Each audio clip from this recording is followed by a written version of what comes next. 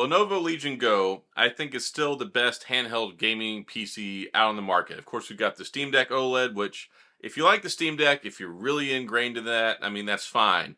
But if you want the ultimate gaming experience, I think that the Legion Go still offers quite a few things that it doesn't, especially much more versatility. I think Windows is more versatile. I know some people are really into the whole Steam thing and you can dual boot and all that stuff, but for somebody who's translating over, if you're used to playing PC games and you want a nice, easy, familiar experience, it's very easy. I mean, it's Windows 11, and with the software-based keyboard that's on here, it's perfectly fine. I know there are limitations for all these hardware consoles whenever it comes to the battery life, but a lot of the experience you're going to get is going to be while you're having it plugged in anyway. I've taken this with me around the world. I took it with me when I went to Europe for Barcelona for Mobile World Congress back in February. I had it in Paris. I played this on the plane extensively. Play a lot of games. I mean, you can play Fallout 4, you can play Call of Duty, you can play all sorts of that stuff. And of course, you've got the biggest screen out of all the competition, 8.8 inches. A lot of the other ones are like 7 inches, maybe even smaller. A lot of them are 1080p, maybe only 120 hertz. This one is the only one, at least as far as I know, it's got 144 hertz refresh rate, and it has 1600p resolution, meaning you've got quad HD plus graphics. So the nice thing about the resolution on here is you can go higher if you're able to, because of course some games, yes, it might stutter, it might slow down, but you can change it to 1080p, you can change it to 800p. There's all sorts of stuff you can change with the resolution like you would on a normal gaming PC. And then all these different console controls that you have on here. The buttons are solid, the joysticks are good, you get the LED ring lights around here, the D-pad, and I really like the one touchpad that you have on here. If you take a look at the MSI one, it doesn't have a touchpad. It has the Intel chip, which a lot of people are not too crazy about. It's only a 7-inch screen. It's 1080p. This one, you've got the detachable controllers, and what I like is you can take the controls off. Like, you take the control off, you can use them by themselves. The right one, if you use the apparatus that it comes with, you can use it as a mouse, which is nice because you can use that for like first-person shooter games if you want, albeit it's not the greatest in the world. But it's there. It's something that you can do. Of course, you can connect a mouse to it if you want.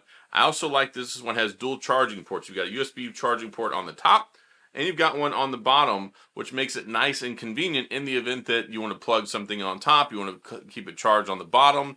That's really nice. And then, of course, it has the built-in stand. And the built-in stand comes in clutch. I was using this on the high-speed train from Barcelona to Paris, and I just propped it up. I took the controls off. I was playing Modern Warfare 3 Zombies with my brother on the Wi-Fi that we had, and we were playing Call of Duty Zombies while we're going like 100 and something miles an hour on a train. It works really well. The screen's nice and it's bright. It's got good visuals on it, and the system controls are my favorite on here. So you've got a dedicated system button right here. You pull that up, and it allows you to go in. You can see all the performance stuff. You can adjust the TDP, maximum 30 watts TDP. So if you want the best gaming experience for high-end games, that's what gives you the control. You can change it all different modes. You can go down to 5 watts or up to 30 watts. 5 watts, very low power, but if you're doing like emulation, you want to play some Super Nintendo games, some Nintendo 64 games, if you've got an emulator on here, it works out great for that, and you can play for a lot longer. And that's the big metric that's really going to determine your gameplay experience for battery life, because if you're running it at 100% on 30 watts TDP, yes, it's going to give you like an hour. But if you have it on 5, 10, 15, it's much more balanced, and it gives you control over what it is that you want to need it for when you're playing. I've played hours and hours of Dead by Daylight on here. Really enjoy that. You can change the fan speed stuff on here. You can customize it. You can go full speed. You can do a frames per second limiter, and then OS power mode, efficiency mode, performance mode, and then you can go into the settings even more, and you can set the resolution. You can do 1280, you can do 1920 by 1200, you can do 2560 by 1600, and you can change the refresh rate between 60 and 144 hertz. So you have so much customization on how this thing runs right at your fingertips. You don't have to go into a settings menu, none of that crazy stuff. You just hit the button and change it on the fly, which is really nice. Comparably, I do enjoy the ASUS ROG Ally, and of course you can get the Z1 or the Z1 Extreme model. You can save some money if you're not doing a lot of high-end gaming. That's also a great option. I really love the ROG Ally. I think it's got a really nice screen on it. The controls are solid. The ergonomics are good. So that's a really good alternative. But if you want like the best of the best of the best, I think that it's this one still. I think it kicks the Steam Deck's butt, especially the Steam Deck OLED. I've got a Steam Deck, and I've used it like one time since this came out. It completely shut that entire machine off for me. I don't even use it. I think that the controls on here, I will say, I think the joysticks are a little bit better on the Steam Deck, but I like the ergonomics on this one better, especially with the curvature, the way everything's set up and designed. And then, of course, you can take the controls off on the side and you can play with them independently, have one in each hand, kind of like you do with like a Nintendo Switch or a Wii, like you used to do, like have the Wiimote in your hand. But also, you can plug in other peripherals to it as well. It's got great Wi-Fi connection, 16 gigabytes of RAM, and it has 512 gigabytes of internal storage. Plus, you can put an SD card right in the top there and instant more storage right at your fingertips. So overall, even though this has been out for several months, I mean, I've had this thing since the end of last year. I think I got it in like December. And I've taken this, I took it with me to Vegas when I was there for CES. I've taken it overseas. I've taken it on a personal trip. And I got to say, for somebody who likes to do console gaming, but also likes to do PC gaming, there's so much versatility in here. And I just got done watching the new Fallout show on Amazon. I just reinstalled today Fallout New Vegas on here because I'm going to play that and play through it and beat it on here as well. So it's really nice, especially if you don't want to be tethered to a computer, but you want to have that computer experience where it's not like, all right, yeah, I've got the Nintendo Switch or you got the PlayStation Portal or whatever. If you like your PC games, you want to have access to your Steam hardware, your Steam, the Steam store, you can install your games on here very, very easily. And what I like about it is it's so easy to use. I know a lot of people are like, oh, it's so difficult. It's a learning curve. I'm like, it's Windows. People have been using Windows since the dawn of PCs. Like, it's if you use a normal computer, it's very intuitive because you install everything the same way. You install Battle.net. You install the Epic Game Store. I've played Fortnite on here. You can install Steam. Download that. Play whatever you want on there. And that's what I love about this. I had so many issues dealing with my Steam Deck. I thought it was laggy and clunky. I know it's gotten better since it's come out. But even since day one when this has come out, it's been a nice, smooth experience. I know some people are having problems with the ROG Allies and messing up the SD cards and things like that. I don't know of any substantial issues that this one's had. The only thing is the price of entry is a little bit higher. It is $699, but you get 512 gigabytes of storage. Instead of some of the lesser models, you get like 256 or 512 and the other ones, but you got to pay more money for them just to get that.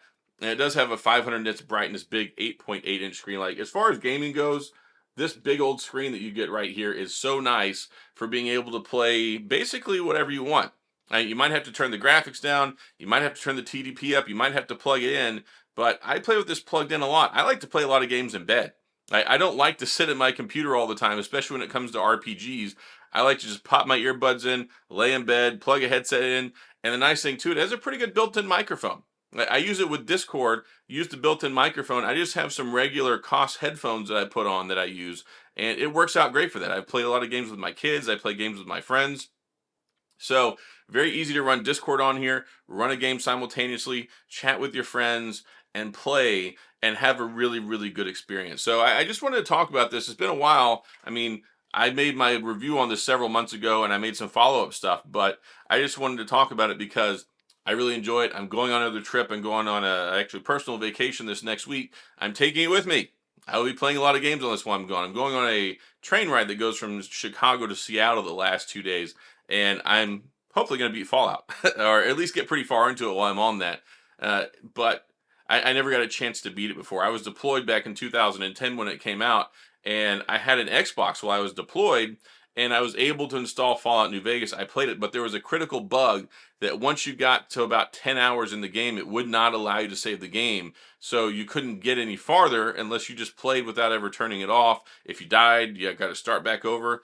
I don't remember what the deal was, but with the internet I had out there, I couldn't connect to the Xbox server, so I couldn't update it. So I got like 10 hours into it and then never went back and played it. I love Fallout 3. I beat all the expansion packs. I played Fallout 4, beat all of them. So looking forward to that, but that's what I love about this. I've always been a handheld console, like a handheld gamer. Like the Game Boy was like my greatest system of all time. And then the Nintendo DS, Game Boy Advance, PlayStation Portable. I had the PlayStation Portable on when I was deployed in 2010 as well. And I beat Final Fantasy VII, and I beat Resident Evil 1, 2, and 3. I've been playing handheld games for a long time. And I got to say, I love this thing. Lenovo did a great job. I can't wait to see what we get if we get another one later on this year. But for now, I know the cost of entry is a little high, but the versatility, the stand, the disconnecting controllers that you can use, having the mouse capability with the right Joy-Con that you have on here, whatever you want to call it, and the thermals are pretty good too.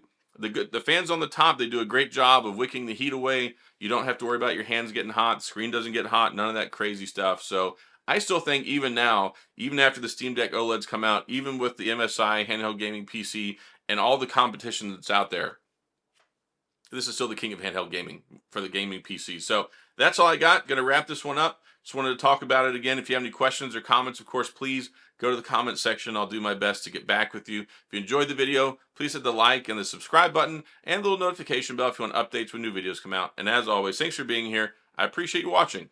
I'll see you guys next time.